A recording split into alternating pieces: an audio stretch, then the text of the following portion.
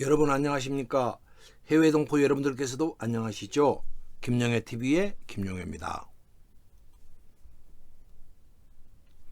우리나라의 역사를 바꾸는 아주 중요한 이야기가 계속됩니다. 앞에서 신라 진평왕 때 만들어진 비형랑가의 저주에 의해 선덕여왕이 남성 혐오증에 걸리게 되었다고 말씀드렸습니다. 이번 영상에서는 여러 가지 증거들을 통해서 선덕여왕께서 남성 혐오증을 갖고 계셨다라는 사실을 입증해 보이도록 하겠습니다. 아이가 없었던 선덕여왕이 왕으로 즉위하게 되자 후사를 보는 일이 최대의 긴급 현안이 되었습니다. 왕실과 신하들은 신라가 가지고 있던 전통 문화의 힘을 빌어서 여왕을 수퇴시키기로 하였습니다. 그래서 국가 조형물로는 첨성대를 지어서 하늘에 빌기로 했고 노래로는 향가를 짓기로 하였던 것입니다.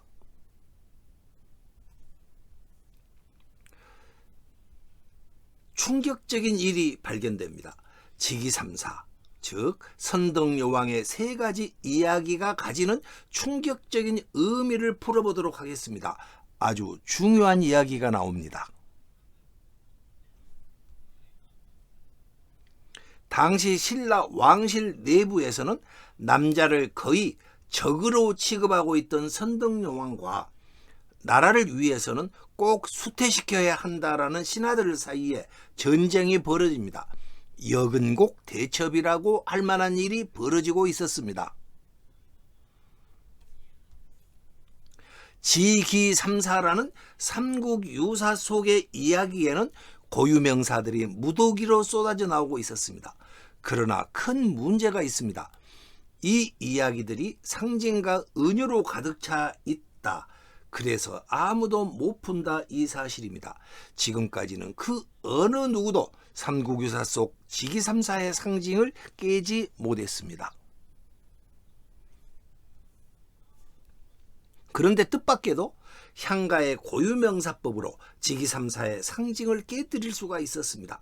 고유명사법이 상징의 숲으로 들어가는 만능키가 되어줍니다. 직위삼사의 원문 속 고유명사와 주요 구절들을 설명해 드리도록 하겠습니다. 이것이 직위삼사의 원문입니다. 풀이를 소개하겠습니다. 선덕여왕 5년, 그러니까 636년이 되겠습니다. 선덕여왕 5년에 영묘사 앞 옥문지라는 저수지에 추운 겨울철인데도 수많은 개구리들이 나타나서 사나흘 동안 울어대었습니다. 나라 사람들이 이를 괴이하게 여겼고 신하들은 여왕님에게 아뢰었습니다. 선덕여왕은 급히 각간 알천과 필탄 등에게 정예병사 2,000명을 이끌고 서둘러 서쪽으로 가서 여근곡을 물어보면은 그곳에 틀림없이 적병이 있을 터이니 습격해 죽이라고 명령했습니다. 이 사진은 그때 그 영묘사 터에서 발굴된 기와조각 신라의 미소입니다.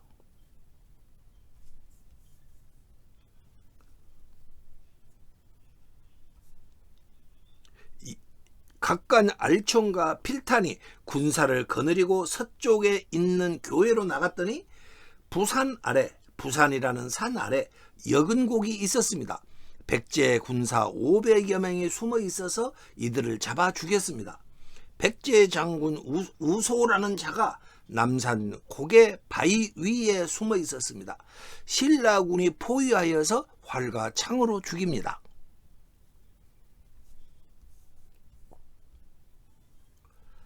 이것은 선덕여왕 5년의 일이었습니다. 여왕이 즉위하였지요. 그 다음에 바로 첨성대를 만들고 또 그 바로 다음에는 분황사가 만들어집니다. 그리고 또 1년 후에는 영묘사도 만들어집니다. 창건 시기가 공교롭게도 1년 차이로 계속해서 1년의 건축물들이 만들어지고 있습니다. 첨성대, 분황사, 영묘사 모두가 여왕 즉위 초 3년 안에 마치 해치우듯이 뚝딱 만들어집니다.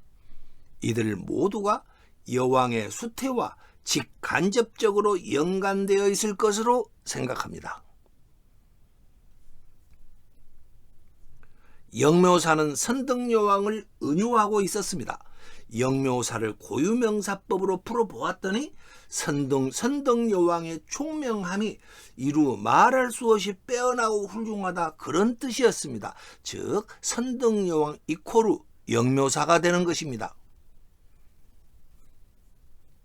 영묘사 앞 옥문지의 겨울철인데도 수많은 개구리들이 나타나서 사나흘 동안 울어댔다, 이렇게 말했습니다. 도대체 이 말이 무슨 말일까요? 분명히 무엇인가 상징 처리되어 있다고 느끼시지 않습니까? 저는 이번 영상 준비 과정에서 있었던 선덕여왕과 관련된 저의 망설임에 대해서 앞에서 말씀 올린 바가 있었습니다. 저는 김영애 TV를 운영하면서 몇몇 분들과 여러 가지를 상의하고 있습니다. 이번 영상 준비 과정에서는 그분들께서 유독 저를 뜯어 말렸습니다. 선덕여왕의 개인적인 고민과 사생활을 말해서 무엇하려고 하는가? 선덕여왕의 역사적인 캐릭터는 이미 결정되어 있다. 선덕여왕은 더구나 남자 왕도 아니고 여자 왕이 아니신가? 역사에 묻어야 할 것은 묻고 가는 것이 후손들로서 그분을 아끼는 자세일 것 같다, 이렇게 저에게 충고해 주었습니다. 공개하겠다? 아니다. 제 개인적으로 몇 번이고 번복되는 망설임이 있었습니다. 그러다가 영상 제작과 공개를 결국 결정하였습니다. 공개의 이유는 불교 사관과 유교 사관에 가려져 있는 우리의 전통 샤머니즘적 문화의 바탕을 둔 우리 조상들의 기이 사관에 대해서 말할 수 있는 대체 불가의 둘도 없는 이야기들을 소개할 수 있었기 때문입니다. 그래서 영상 속 일부 내용들은 섹슈얼리티를 자극하려는 의도가 절대 아니었는데도 이상하게 그렇게 느껴질 부분이 있습니다. 저는 최대한 이성적으로 잔잔하게 진행할 것입니다. 그러나 혹시 시청자님들께서는 그렇게 들리는 게 있으시거들랑 절대 제가 그럴 의도가 아니니 양해해달라, 이런 말씀을 덧붙여 놓겠습니다. 그리고 거듭 선덕여왕님께는 죄송하다는 말씀을 드리고자 합니다. 영묘사 앞에 있는 옥문지는 선덕여왕의 성기를 상징합니다. 여근입니다. 옥문지의 지자는 연못 지자입니다. 그리고 아까 말씀드렸죠, 영묘사는 선덕여왕을 은유하고 있습니다. 선덕여왕 앞에 있는 연못, 그것은 여왕의 성기를 비유하고 있었습니다. 선덕여왕의 성기가 마치 연못처럼 크다고 하였습니다. 놀라운 비유입니다. 옥문지의 개구리들은 그럼 무엇을 뜻할까요? 음란한 일을 하고자 하는 여러 남자들을 은유하고 있었습니다. 여기 한자 개구리를 뜻하는 개구리 와자는 개구리라는 뜻도 있지만은 음란하다 와도 됩니다. 개구리들이 울면서 하는 일이 우리가 보기로는 음란한 일이었기 때문에 음란하다 와가 되겠습니다. 개구리들이 우는 것은 지금도 봄철 모내기철이 되면은 수백 마리 수천 마리의 개구리들이 산란을 위해서 숫개구리들이 암개구리들을 유혹하기 위해서 마구 울어대고 있습니다. 개구리 울음소리는 그러기 때문에 음란한 것입니다. 영묘사 앞 연못에서 개구리가 울었다라는 소리는 선덕여왕을 유혹하기 위해서 남자들이 구애하고 있었다라는 것을 상징하고 있었던 것입니다. 개구리를 음란하다고 보지 못하면은 음란하다 와 이러한 뜻으로 보지 못한다면은 그 누구도 이 상징을 깨뜨릴 수가 없을 것입니다.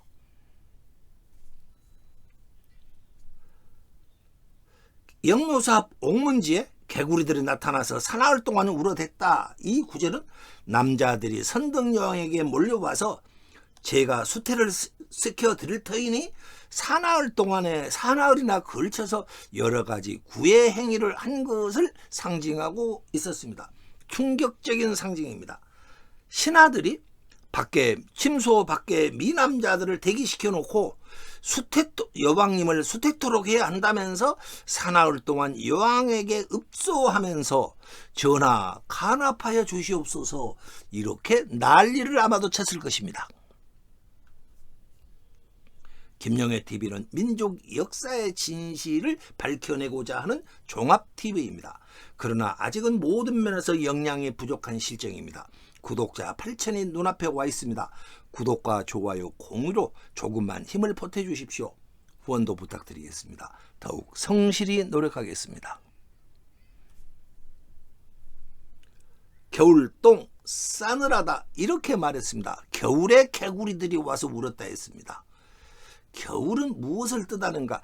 연못의 겨울은 무엇을 말하는가? 여왕님의 그곳이 선덕여왕의 그곳이 겨울처럼 싸늘하다라는 뜻입니다.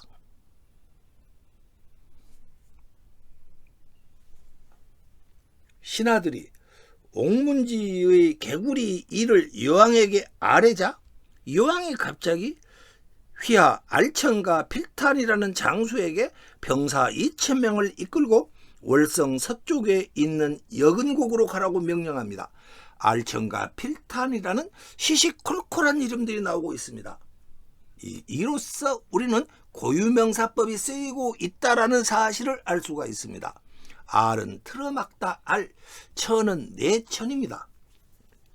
알천에 우리가 알 하면은 무조건 알천을 알을 생각해야 합니다. 박역거세가 태어났던 나정가의 그 알을 생각해야 합니다. 혁거세 이름이 바로 알지입니다. 알을 알이라는 이상하고도 어려운 한자로 표기하고 있습니다. 이 뜻은 틀어막다 알이 되겠습니다. 천은 우물에 물이 흘러나오는 샘을 과장해서 내천이라고 말하고 있습니다. 선덕여왕의 성기를 연못이라고 한 데 이어서 이번에는 물이 나오는 곳을 내와 같이 크다고 과장하고 있는 것입니다. 알천은 박역거세가 태어난 나정과 알을 달리해 표현하고 있는 이름입니다.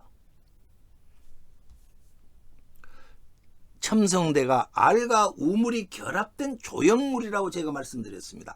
알천도 알과 우물이 결합된 이름의 성격입니다.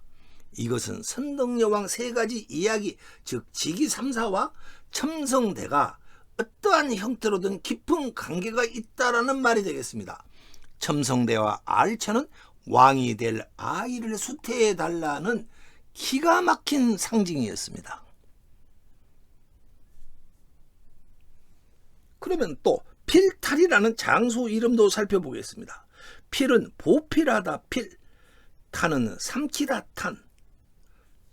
그러니까 선덕여왕께서 수태할 수 있도록 보필해 줄 남자를 청거하오니 이를 받아들여 달라 이렇게 말하고 있습니다. 보필하는 자를 삼켜 주십사 이렇게 성행위를 은유하고 있는 것입니다. 부산 아래에 여근곡이 있다고 했습니다. 부산이 그러면 부산이라는 것이 무엇을 상징하는지 찾아보아야 할 것입니다. 부는 풍성풍성하다 풍입니다. 풍성하다 풍입니다. 산은 임금의 형상산입니다. 그러니까 부산 하면은 풍성풍성한 임금의 형상 이런 뜻입니다. 이 구절은 선덕여왕의 몸매를 말하고 있습니다. 풍만하다고 말합니다.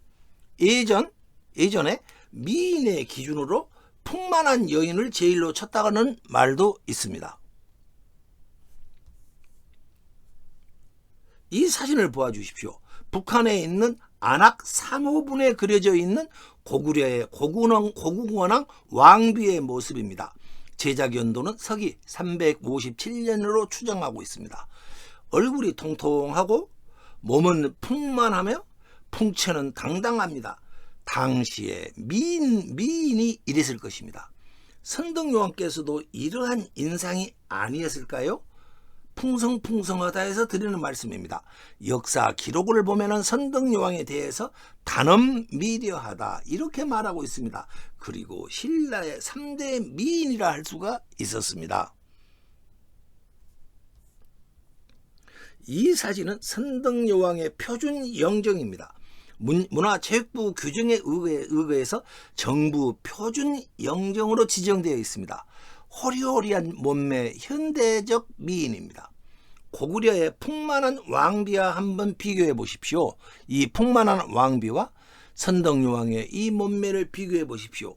고구려 왕비와 같은 스타일과는 아주 거리가 있습니다.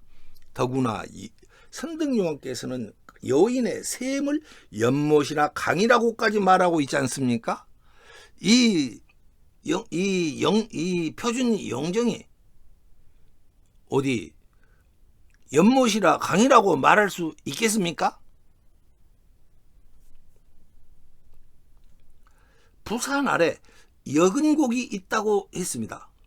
저는 이 사실을 모르고 있었는데 알고 보았더니 놀랍게도 진짜로 경주에 여근곡이 있었습니다. 사진을 보아주십시오. 경주 서쪽 근천읍 신평이라는 곳에 가면은 여자의 성기를 꼭 그대로 빼 닮은 골짜기가 실제로 있었습니다. 저는 깜짝 놀랐습니다. 현재 이름까지도 여근곡 그대로 전해오고 있습니다. 부산 아래에 있는 여근곡이 바로 이 골짜기입니다. 신라 사람들은 선덕여왕 송기를 이 사진의 여근곡에 비유하고 있습니다. 아마 그러다 그 당시 잡혔다면 아마도 혼났지 않았을까요?